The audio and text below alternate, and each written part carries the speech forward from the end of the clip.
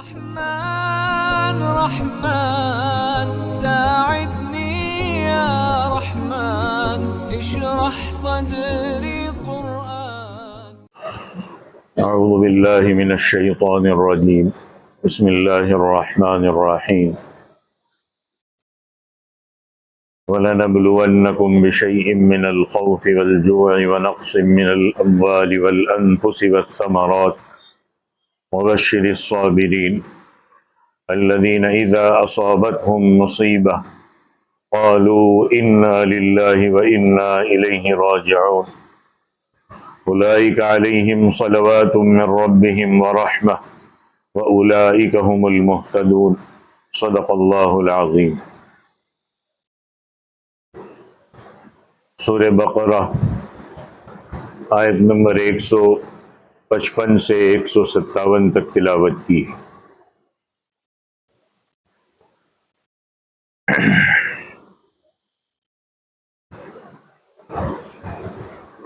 کل کے سبق میں صبر اور نماز کے ذریعے سے مدد حاصل کرنے کے تعلق سے بیان تھا، اور اس کی فضیلت بیان فرمائی تھی کہ ان اللہ مع الصابرین، کہ اللہ تعالیٰ صبر کرنے والوں کے ساتھ ہے. اس کے بعد اللہ اور اللہ کے دین کی خاطر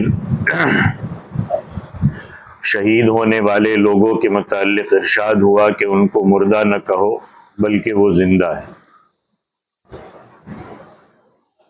یہ صبر کی عظمت ہے.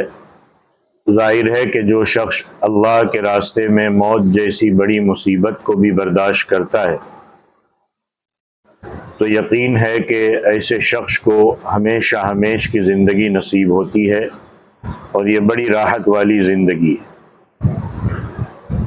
وہ تو شہید ہوتا ہی ہوتا ہے، ساتھ میں اس کے لواحقین بھی صدمہ برداشت کرتے ہیں. اس کے بدلے میں انہیں عزت کی زندگی نصیب ہوتی ہے، وہ ترقی کے منازل طے کرتے ہیں. تو گویا تہذیب اخلاق میں صبر کو بڑی اہمیت حاصل ہے، اور جس شخص نے اللہ کے حکم کے مطابق اللہ کے لیے موت جیسی بڑی مصیبت کو برداشت کیا وہ تہذیب الاخلاق کا مالک بن گیا. اب موت جیسی بڑی مصیبت کا تو تذکرہ کیا، اس کے ساتھ ساتھ اللہ تعالیٰ نے بعض چھوٹی چھوٹی مصیبتوں کا ذکر فرمایا کہ ہم ان کے ذریعے بھی تمہیں آزمائیں گے. کیا فرمایا؟ وَلَنَبْلُوَنَّكُمْ، اللہ کہتے ہم تمہیں ضرور آزمائیں گے. اور یہ آزمائش ایمان کا تقاضا ہے. چنانچہ اللہ تعالیٰ نے قرآن پاک میں فرمایا ہے کہ ایمان والے لوگ یہ سوچ رہے ہیں کہ وہ صرف کلمہ پڑھ کر بغیر امتحان کی کامیابی حاصل کر لیں گے، ان کو آزمایا نہیں جائے گا، بلکہ فرمایا کہ ہم ضرور انہیں امتحان سے گزاریں گے. اور حضور اکرم صلی اللہ علیہ وسلم کا بھی ارشاد مبارک ہے کہ یبتلی الرجل بقدر دینہ، آدمی کا امتحان اس کے دین کے مرتبے کے مطابق ہوتا ہے. جس قدر اس کا دین مضبوط ہوگا اسی قدر اس کی آزمائش بھی کڑی ہوگی. دین کمزور ہے تو آزمائش بھی کمزور ہو، مگر آزمائش سے کوئی خالی نہیں ہے. تو ایمان کا تقاضا ہے کہ آزمائش آئے. اب یہ اللہ کی مشیت پر ہے کہ وہ کسی کی آزمائش کس طریقے سے کرتا ہے، اس کے الگ الگ طریقے ہیں، جس کا ذکر اس آیت میں آیا کہ اللہ نے فرمایا وَلَنَبْلُوَنَّكُمْ بِشَيْءٍ مِّنَ الْخَوْفِ. اللہ کہتے ہم تمہیں کسی نہ کسی چیز سے ضرور آزمائیں گے. وہ کون سی چیز ہے، کون سے ذرائع ہے جن سے آزمائش ہوتی ہے؟ تو فرمایا کہ بہت سی چیزیں ہیں، ان میں سے ایک خوف ہے. تم پر خوف، تم پر ڈر طاری کر دے گا، جس سے انسان مصیبت میں مبتلا ہو جائے گا. آج دیکھو چاروں طرف خوف ہے کہ نہیں ہے؟ اللہ کہتے خوف میں ڈالیں گے. اور خوف عام طور پر باہری اسباب سے ہوتا ہے. مثلا کسی باہری دشمن کا خوف مسلط کر دیں گے، باطل کا خوف مسلط کر دیں گے۔ اہل مکہ کے متعلق سورہ قریش میں آیا ہے کہ اللہ تعالیٰ نے قریش پر اتنا احسان فرمایا کہ اطعمہم من جوع وآمنہم من خوف، انہیں بھوک سے نجات دلانے کے ساتھ ساتھ انہیں خوف سے امن میں رکھا۔ امن، وہ لوگ بہت امن و امان کی زندگی بسر کرتے تھے، بیت اللہ کے متولی ہونے کی بنا پر بہت باعزت سمجھے جاتے تھے اور ہر قسم کے باہری خطرات سے محفوظ تھے۔ خوف ایک ایسی چیز ہے جس کی موجودگی میں زندگی کا کاروبار ٹھپ ہو کر رہ جاتا ہے، چاہے وہ بزنس ہو، کھیتی ہو، کاروبار ہو، ہر چیز خوف کی زد میں آ کر اپنا مقام کھو بیٹھتی ہے۔ کہیں جنگ ہو رہی ہو تو آپ دیکھو دھیان ہر وقت اسی طرف رہتا ہے، کہیں گولہ باری کا خطرہ ہے، کہیں ہوائی حملہ ہو رہا ہے، سائرن بج رہے ہیں، لوگ پناہ گاہوں کی طرف دوڑ رہے، عجیب افراتفری کا عالم ہوتا ہے، پوری زندگی معطل ہو کر رہ جاتی ہے اور اس سے ملک کی معیشت، اکانومی تباہ ہو جاتی ہے، زندگی کا سکون ختم ہو جاتا ہے اور لوگ ہر وقت نئی مصیبت کے منتظر رہتے۔ اب دیکھو صورتحال یہی ہے کہ یہی سوچے پتہ نہیں کب کون سی مصیبت کہاں سے آ جائے، اور یہی چل رہا ہے۔ اب اکانومی تباہ ہو رہی ہے، جی ڈی پی تباہ ہو رہی ہے، کوئی فرق نہیں پڑتا ہے، ہر آن نئی مصیبت کے منتظر ہے۔ اللہ فرما رہے کہ ہم خوف کے ذریعے تمہیں آزمائیں گے، اب ہم جمتے ہیں یا پھسل جاتے ہیں یہ ہمارے ہاتھ میں۔ پھر فرمایا والجوع، آزمائش کا دوسرا ذریعہ ہے بھوک۔ انسانی زندگی کا انحصار اس کی خوراک پر ہے، خوراک کا حاصل ہونا یہ انسان کا طبعی اور فطری حق ہے۔ انسانوں کے علاوہ حیوانات ہے، کیڑے مکوڑے ہے، چرند پرند ہے، خشکی اور پانی کے تمام جانداروں کی زندگی خوراک سے جڑی ہوئی ہے۔ حتیٰ کہ نبیوں جیسی مقدس ترین ہستیوں کے متعلق بھی اللہ نے فرمایا کہ وَمَا جَعَلْنَاهُمْ جَسَدًا لَا يَأْكُلُونَ الطَّعَامَ، کہ ہم نے نبیوں کے جسم ایسے نہیں بنائے جنہیں غذا کی ضرورت نہ ہو، وہ بھی کھانا کھاتے ہیں، ان کو بھی بھوک کا احساس ہوتا ہے اور بھوک کی وجہ سے کئی مرتبہ وہ بھی بے چین ہو جاتے ہیں۔ غزوہ خندق کے موقع پر خود خاتم النبیین صلی اللہ علیہ وسلم نے بھوک کی وجہ سے پیٹ پر پتھر باندھے۔ صحابہ کرام فرماتے کہ بھوک کی وجہ سے ہم نے حضور کو بے چین ہوتے ہوئے بھی دیکھا، اور کئی مرتبہ بھوک کا اتنا غلبہ ہوتا تھا کہ سیدھے بیٹھ نہیں سکتے تھے، ٹیک لگا کے بیٹھنا پڑتا تھا۔ تو چونکہ خوراک ہر جاندار کے لیے ضروری ہے اور اس کے بغیر اس کا پریشان ہونا، بے چین ہونا بھی ضروری ہے، اللہ نے فرمایا کہ کئی مرتبہ ہم خوراک روک کر اسے بھوک میں مبتلا کر کے اس کا امتحان لیں گے۔ مفسرین کرام فرماتے کہ بھوک دو قسم کی ہوتی ہے، ایک تو مجبوری والی اور دوسری اختیاری۔ پانی اور خوراک کی قلت اضطراری ہے، مجبوری ہے، کمپلسری ضروری ہے، آگے پیچھے نہیں ہو سکتا ہو، اس کا مظاہرہ دنیا میں ہوتا رہتا ہے۔ قحط سالی کی وجہ سے خوراک نہیں پیدا ہوئی، کوئی باہری آفت آ گئی، طوفان اور زلزلہ آ گیا، اس کے ذخائر تباہ ہو گئے، اب اس کی وجہ سے خوراک نہیں مل رہی ہے، لوگ آزمائش میں مبتلا ہو جاتے ہیں۔ یہ اضطراری بھوک ہے، آزمائش کے لیے وارد ہوئی ہے۔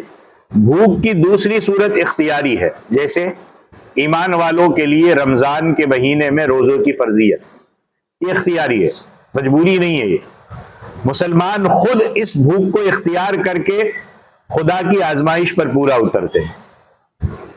اللہ ہم بھوک اختیار کر کے روزہ رکھتے ہیں، تو اللہ کہتے ہیں ہم بھوک سے آزمائیں گے۔ اب دیکھو کیا ہو رہا ہے، ان کا سوشل بائیکاٹ کرو، ان کا یہ بائیکاٹ کرو، ان کا یہ بائیکاٹ کرو، ان سے کاروبار بند کر دو، ہے نہیں سامنے۔ اللہ کہتے ہیں ہم بھوک سے بھی آزمائیں گے۔ پھر فرمایا یہ امتحان کا دور چل رہا ہے، یہ آزمائش کا دور چل رہا ہے، اس میں جمنا ہے۔ ہاں پھر فرمایا آزمائش کی تیسری صورت وَنَقْصٍ مِّنَ الْأَمْوَالِ وَالْأَنفُسِ، کہ مال اور جان کے نقصان کے ذریعے سے آزمائیں گے۔ بھائی انسانی معیشت اور اکانومی کا دار و مدار انہی دو چیزوں پر ہے، انسان مال کے ساتھ کاروبار کرتا ہے، تجارت کرتا ہے، کارخانے ڈالتا ہے، اور یہ کام کرنے کے لیے اس کے لیے لوگوں اور جانوں کی ضرورت ہوتی ہے۔ جان، افرادی قوت اور مال، روپیہ پیسہ، گائے، بیل، بھینس، اونٹ، بکری، اس میں کمی آ جائے گی تو اکانومی کا نقصان ہو جائے گا، معیشت کا نقصان ہو جائے گا۔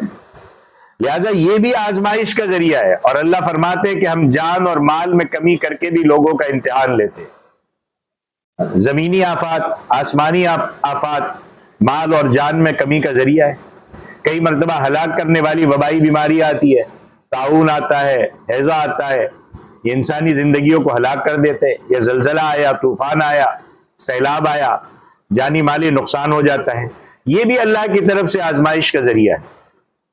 اچھا، جان اور مال کی کمی، باطل کے ذریعے سے فسادات کے شکار ہو گئے۔ آج دیکھو کدھر بھی جاؤ ڈر لگا رہتا ہے کہ کب کس کے ساتھ کیا ہو جائے۔ جان اور مال کی کمی، کب کسی کی دکانوں کو جلا دیا جائے، کب توڑ پھوڑ کر دی جائے، کب لاکھوں کے مال کو برباد کر دیا جائے۔ کر تو دیتے ہیں لیکن پھر اس کے نتیجے میں اکانومی کو اور معیشت کو نقصان پہنچتا ہے۔ اللہ کہتے مال اور جانوں کی کمی کے ذریعے ہم تمہیں آزمائیں گے۔ آزمائش کا چوتھا ذریعہ والثمرات، والثمرات کہتے پھل۔ کئی مرتبہ پھلوں کی کمی کے ذریعے بھی آزمائش آتی ہے۔ کسی سال فصلوں میں غلہ یا درختوں پر پھل زیادہ آتا ہے، کسی سال کم آتا ہے، کسی سال بالکل نہیں آتا۔ غلہ اور پھلوں کی فراوانی یا کمی یہ کس کے قبضے میں ہے؟ اللہ کے قبضے میں۔ یہ بھی آزمائش کا ایک ذریعہ ہے۔ یہاں پر امام شافعی رحمۃ اللہ علیہ فرماتے ہیں کہ پھلوں کی کمی سے مراد ایک یہ بھی ہے کہ انسانی اولاد میں کمی۔ کیوں؟ اولاد انسان کا پھل ہوتی ہے، ثمرہ ہوتی ہے۔ کئی مرتبہ انسانی نسل کو بڑھانے میں پھر کمی واقع ہو جاتی ہے۔ پھل سے مراد درختوں کا بھی پھل ہے، اس میں بھی کمی بیشی ہوتی رہتی ہے، لیکن امام شافعی نے کہا ہے، پہلی تعویل کو اختیار کیا کہ ثمرات میں کمی سے مراد انسانی نسل میں کمی، اور اس کی تصدیق حدیث شریف سے بھی ہوتی ہے۔ حضور صلی اللہ علیہ وسلم فرماتے ہیں کہ جب کسی کا بیٹا فوت ہو جاتا ہے تو اللہ تعالیٰ فرشتوں کو مخاطب کر کے فرماتے کہ قبضتم روح ابن عبدی، کہ تم نے میرے بندے کے بیٹے کی روح قبض کر لی۔ فرشتے عرض کرتے ہیں کہ اے مولا کریم، ہم نے تیرے حکم کے مطابق ایسا کیا۔ اللہ فرماتے اخذتم ثمرۃ قلبہ، تم نے اس کے دل کا پھل لے لیا ہے۔ اس کے دل کا پھل، ہم کہتے ہیں میرے جگر کا ٹکڑا، تم نے اس کے دل کا پھل لے لیا۔ فرشتے عرض کرتے کہ ہاں ہم نے لے لیا۔ اللہ پوچھتے کہ پھر جب آپ نے لے لیا اس سے میرے حکم کے مطابق، تو ایسا کرنے پر میرے بندے نے کیا کہا؟ فرشتے کہتے بندے نے حمید واسترجا، اس نے آپ کی تعریف کی، انا للہ کا۔ اللہ کا تھا، اللہ نے لے لیا، امانت تھی، امانت اللہ نے واپس لے لی۔ اس پر اللہ اس بندے سے راضی ہو کر کہتا ہے کہ اس کے لیے بہشت میں خاص کوٹھی اور ایک جگہ بنا دو، اس کا نام بیت الحمد رکھ دو، اور یہ اس بندے مومن کا انعام ہے۔ اس سے معلوم ہوا کہ ثمرہ سے مراد اولاد بھی ہے۔ تو اللہ تعالیٰ نے ان الگ الگ قسم کی آزمائشوں کا ذکر فرمایا، اور مقصود اس سے یہ ہے کہ ان آزمائشوں میں پورا اترنا، ہر مصیبت پر صبر اور شکر کا دامن تھامے رکھنا، یہ انسانیت کی معراج ہے۔ اور جو شخص تکلیف آنے پر اسے برداشت کرتا ہے، جزا فضا نہیں کرتا، کوئی شریعت کے خلاف شکایتیں نہیں کرتا، نوحہ نہیں کرتا، روٹا پیٹتا نہیں ہے، صبر کا پورا پورا حق ادا کرتا ہے، تو ایسے لوگوں کے متعلق اللہ تعالیٰ فرماتے وَبَشِّرِ الصَّابِرِينَ، ایسے صبر اور شکر کرنے والے لوگوں کو خوشخبری سنا دو کہ کامیابی ان کا مقدر بن چکی ہے۔ اچھا وہ کون لوگ ہیں جنہیں یہ بشارت دی جا رہی ہے، جنہیں خوشخبری دی جا رہی ہے؟ الذین اذا اصابتهم مصیبہ، کہ جب ان کو کوئی تکلیف پہنچتی ہے قالوا انا للہ وانا الیہ راجعون، تو کہتے ہیں کہ یہ سب خدا ہی کا تھا اور پھر لوٹ کر اسی کے پاس جانا ہے۔ کسی چیز میں بھی کمی آ جائے، جان میں، مال میں، بھوک میں، خوف میں، اللہ ہی کا تھا، اللہ لوٹ کر اسی کے پاس جانا ہے۔ مقصد یہ کہ ہم سب اللہ کی مخلوق ہے، ہماری جانیں، ہمارا مال اللہ ہی کا دیا ہوا، یہ سب اسی کی مہربانی کا مرہون منت ہے، ورنہ ہمارا تو کچھ بھی نہیں ہے۔ دوسری جگہ کیا فرمایا؟ للہ ما فی السماوات و ما فی الارض، آسمان اور زمین کی ہر چیز اللہ کی عطا کی ہوئی ہے۔ بقول اکبر الہ آبادی کہ ہمارا تو صرف وہم و گمان ہی ہے کہ یہ میرا، یہ میرا، یہ میرا، یہ میرا، باقی ہر چیز اللہ کی ہے۔ وہ مالک اور مختار ہے، اپنی ملکیت میں جب اور جیسے چاہتا ہے تصرف کرتا ہے۔ ان للہ ما اعطى وله ما اخذ وكل شيء عنده باجل مسمى، یہ سب کچھ اسی کا ہے، جب چاہتا ہے عطا کرتا ہے، جب چاہتا ہے اٹھا لیتا ہے۔ زندگی ایک غیر اختیاری چیز ہے، ہمارے اختیار میں زندگی نہیں ہے، ورنہ ہم کبھی اس کو ختم ہی نہیں ہونے دیتے۔ یہ غیر اختیاری چیز ہے، کسی کے قبضے قدرت میں ہے، اور وہ جب اور جتنی چاہتا ہے دیتا ہے، جب چاہتا ہے لے لیتا ہے۔ جسم، جان، موت اور زندگی کا مالک وہی ہے۔ لہذا جب کسی مومن کو تکلیف پہنچتی ہے تو وہ انا للہ کہہ کر اس بات کا اقرار کرتا ہے کہ یہ مال و دولت اسی کا عطا کیا ہو، وہ جب چاہے لے لے۔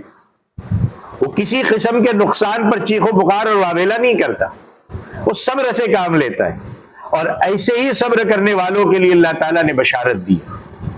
مصیبت کے وقت رونا، پیٹنا، نوحہ کرنا، شکایتیں کرنا، بالوں کو نوچنا، گالے پیٹنا، گھر کو سر پہ اٹھا دینا، ہرگز یہ ایمان کا جز نہیں ہے۔ اور یہ زیادہ تر عورتوں میں بہت ہوتا ہے، رونا پیٹنا، چیخنا، چلانا، محلے اور گلیوں کو اوپر کر دینا، تھوڑی بہت چیز گھر میں آگے پیچھے ہوئی شکایتیں کر دینا۔ حضور صلی اللہ علیہ وسلم نے عورتوں سے بیعت لیتے وقت یہ عہد لیا تھا کہ رونا پیٹنا ناجائز ہے، نوحہ کرنا حرام ہے، ایسا ہرگز نہیں کرنا۔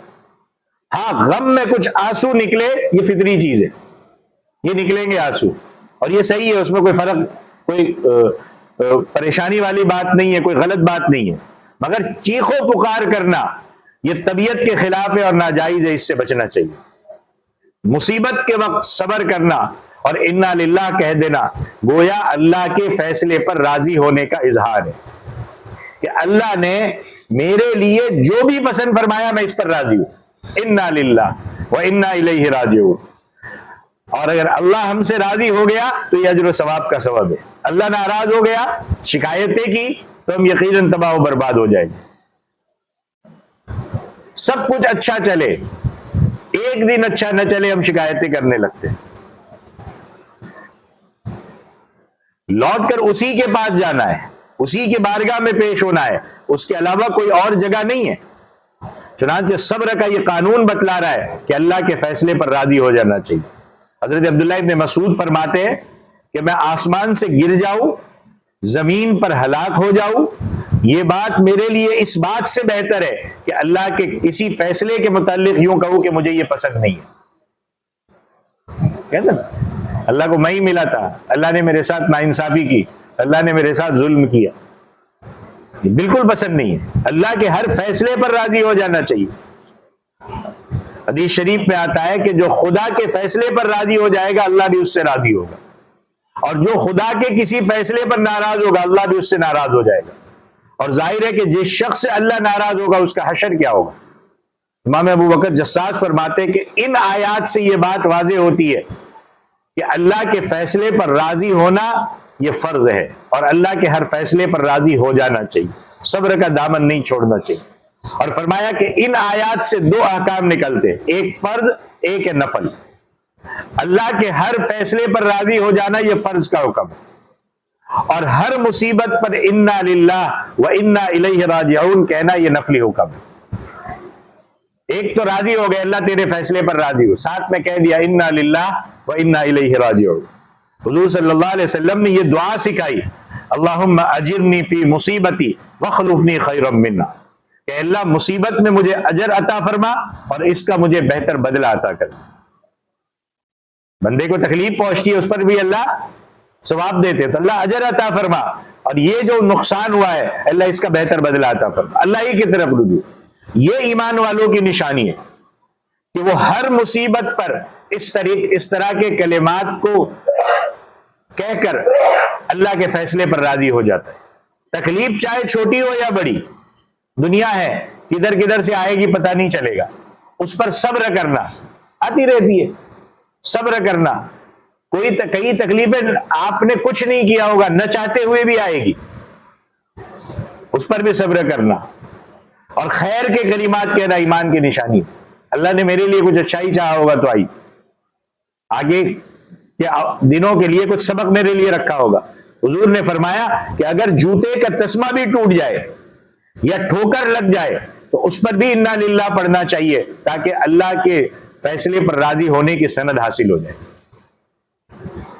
اب وہ جوتے کا تسمہ ٹوٹا، یہ جوتے کمپنی ایسی ہے، یہ جوتے والے نے اچھا نہیں دیا.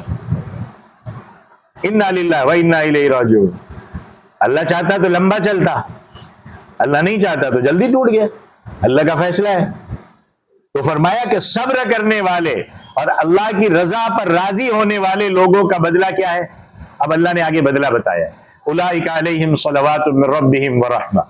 یہ ایسے ہی لوگ ہیں جن پر اللہ کی عنایتیں اور مہربانی ہے.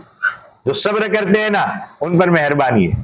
اسی لیے کہا نا کہ ان اللہ مع الصابرین، اللہ صبر کرنے والوں کے ساتھ ہے. وَأُولَئِكَ هُمُ الْمُهْتَدُونَ. اور یہی لوگ ہدایت یافتہ ہیں کہ اللہ کے فیصلے پر راضی ہو جائے، جزا اور فضا نہ کرے، شکایتیں نہ کرتے پھرے، واویلا کرتے نہ پھرے. انا للہ و انا الیہ راجعون. تو اللہ کہتے ہیں ایسے لوگ جن پر عنایتیں ہیں، مہربانی ہے، اور یہی لوگ ہدایت پر ہیں. اور انہیں یہ مقام اس لیے حاصل ہے کہ وہ صراط مستقیم کے راہی ہوتے ہیں، ہر فیصلے کو اللہ کے حوالے کرتے اور اسی سیدھے راستے پر چل کر کے اعلیٰ مقام حاصل کرتے. تو یہ 2-3 آیتوں کا خلاصہ تھا. اللہ تعالیٰ عمل کی توفیق عطا فرمائے. آمین. وآخر دعوانا ان الحمد للہ رب العالمین. أيا من يدعي الفهم إلى كم يا أخ الوهم تعبي الذنب والذم وتخطي الخطأ الجم. أما بان لك العيب أما أنذرك الشيب وما في نصحه ريب ولا سمعك قد صم. أما نادى بك الموت أما أسمعك الصوت